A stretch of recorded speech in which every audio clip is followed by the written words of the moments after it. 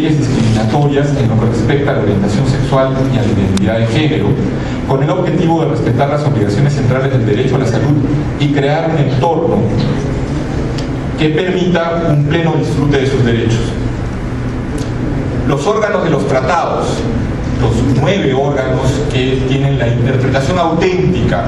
de los 9 tratados principales de derechos humanos de Naciones Unidas, también se han pronunciado sobre este tema. Y así, por ejemplo, el Comité de Derechos Económicos, Sociales y Culturales de la ONU, que ve todo lo relacionado a la implementación del Pacto Internacional sobre Derechos Económicos, Sociales y Culturales, ha indicado que los Estados parte en el pacto deberían asegurarse de que la orientación sexual de una persona no sea una barrera para alcanzar los derechos del pacto. Además, la identidad de género está reconocida como parte de los motivos prohibidos de discriminación.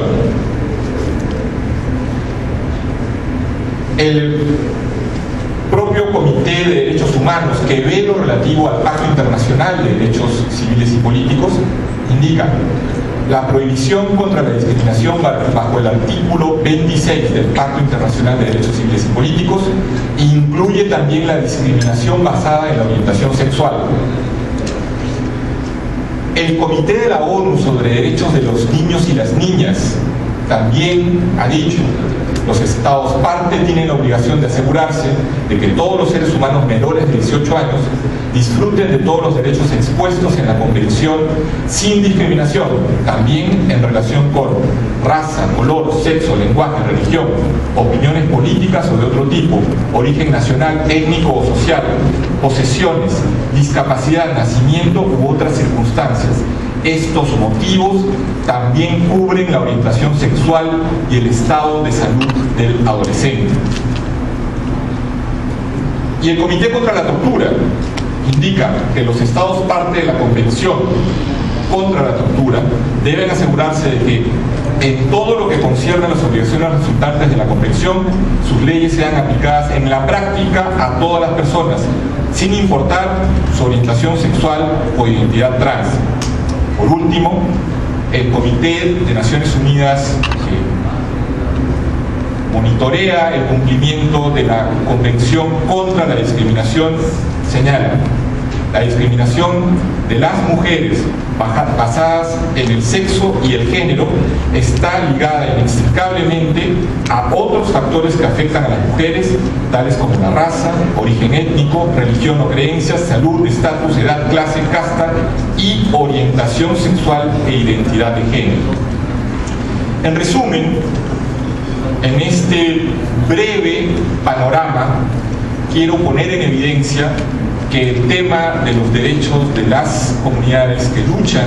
por la diversidad sexual y que son la diversidad sexual en sí misma, dejó de ser un tema de segunda clase, dejó de ser un tema en el sótano, dejó de ser un tema que no encontraba su sitio en las deliberaciones de los órganos internacionales de derechos humanos y en particular del Consejo de Derechos Humanos de Naciones Unidas, ante el cual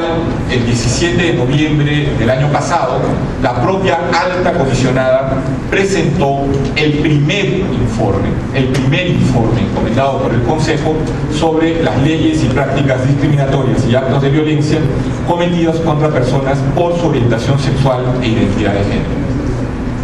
Y termino dándoles un breve resumen de qué es lo que desde la oficina que yo represento y que encabeza la señora Navi Pillay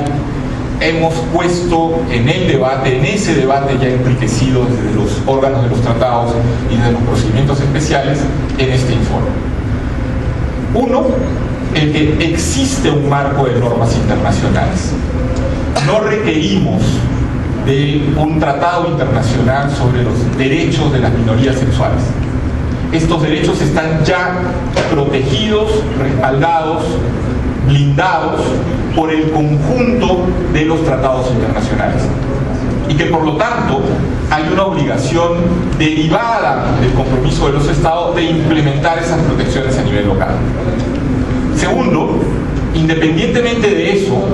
constatamos también que existe, persiste y se reproduce un ambiente de violencia contra las comunidades LGBTI, y que consiste en, obviamente, asesinatos, violaciones y otros actos de violencia discriminatoria o de odio. Segundo, de tortura y otros tratos crueles, inhumanos y degradantes, en particular en las situaciones de prisión. Y tercero, en situaciones en que la persecución, aun cuando no tiene base legal, es el caldo de cultivo, la vida cotidiana de muchas de las personas que tienen una opción sexual diferente. Encontramos también en un tercer pilar que existen estados en los que hay leyes abierta, explícita y militantemente discriminatorias. Leyes por las cuales se penalizan las relaciones homosexuales consentidas entre adultos, y otras leyes utilizadas para criminalizar a las personas por su orientación sexual o identidad de género. Existen, aparte de estas, leyes de pena de muerte,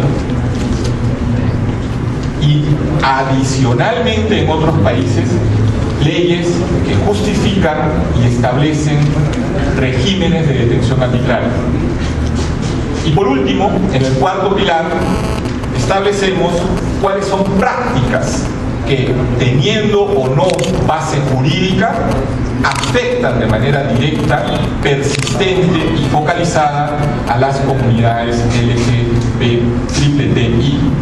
que son la discriminación en el empleo, la discriminación en la atención a la salud,